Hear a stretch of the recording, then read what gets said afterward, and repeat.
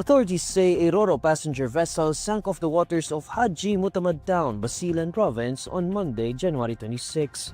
According to the Philippine Coast Guard, MV Trisha Kirsten 3 came from Zamboanga City and was bound for Jolo in Sulu when the incident occurred shortly after midnight on Monday. The agency says the vessel sank about 5 kilometers northeast of Baluk-Baluk Island in Basilan. The PCG confirms at least 15 deaths as of Monday morning. Citing the PCG, Agence France Presse reports that 316 people have been rescued while 28 remain unaccounted for.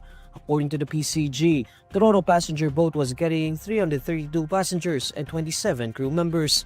The PCG notes that the vessel was not overloaded when it departed the port of Zamboanga City on Sunday evening, January 25. MV Trisha Kirsten 3 left Zamboanga City port at around 9:20 p.m. on Sunday before the incident. Local responders from Barangay Baluk-Baluk and the local government unit of Haji Mutamad immediately conducted rescue operations while coordinating with the PCG and other agencies. Individuals rescued by privately owned small boats and members of the Bantay Dagat were turned over to the PCG. Initial reports indicate that around 1 a.m., the ship's crew sent a distress call reporting serious technical problems. However, amid strong waves, the vessel eventually sank. 15 survivors of the ill-fated cargo ship that capsized off Scarborough Shoal were brought to Manila on Monday, January 26. BRP Teresa Magbanwa, which carried the survivors of the sunken MV Devon Bay, arrived at port early Monday. The bodies of 2 deceased crew members were also brought aboard the Teresa Magbanwa. Teresa Magbanwa Captain Alvin Dagalea says MV Devon Bay capsized 60 nautical miles northeast of Scarborough Shoal. China Coast Guard had rescued several Filipino crew members from the vessel. The survivors declined interviews on Monday, so Dagalea relays their ordeal after their turnover from the Chinese Coast Guard to the PCG. According to Dagalea, the cargo ship's still missing captain ordered his crew to jump ship amid liquefaction and bad weather. Ang based sa mga narration and account from the survivors, si Kapitan nga ang huling lumabas doon sa barko bago lumubog. So after noon hindi na nila nakita si Kapitan kasi nung nagsitalunan na nga yung mga ibang crew kasi per instruction ni Kapitan na mag-abandon ship na sila. So siya ang huling lumabas sa barko. Meanwhile, PCG Chief Admiral Ronnie Hilgavan expresses optimism that the cargo ship's captain, Elimar Jokal, could still be found. He says the Armed Services BRP Cape San Agustin and the PCG Islander aircraft remain deployed in search and rescue operations for Jokal and 3 others still missing. Gavan also hails the captain's heroism.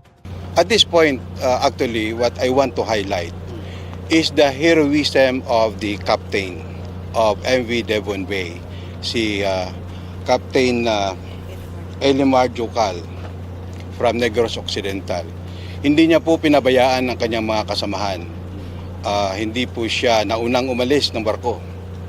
At sa katunayan, isa siya sa 4 na missing pa sa ngayon na patuloy pa rin nating pinaghahanap. Mayroon po tayong Coast Guard aircraft na nasa area at mayroon pa tayong isang barko din na patuloy na nagkakandak ng search and rescue operations. It is very basic that the captain should be the one to leave his ship. And he just demonstrated as expected.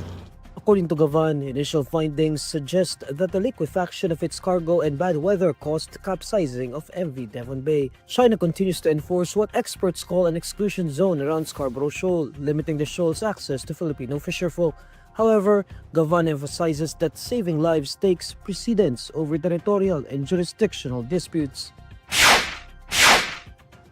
Motorists nationwide will see a fresh round of fuel price hikes in the last week of January, with diesel prices increasing for the 5th straight week. In an advisory on Monday, January 26, Sea Oil says the per liter price of diesel will jump by 1 peso and 40 centavos starting Tuesday, January 27.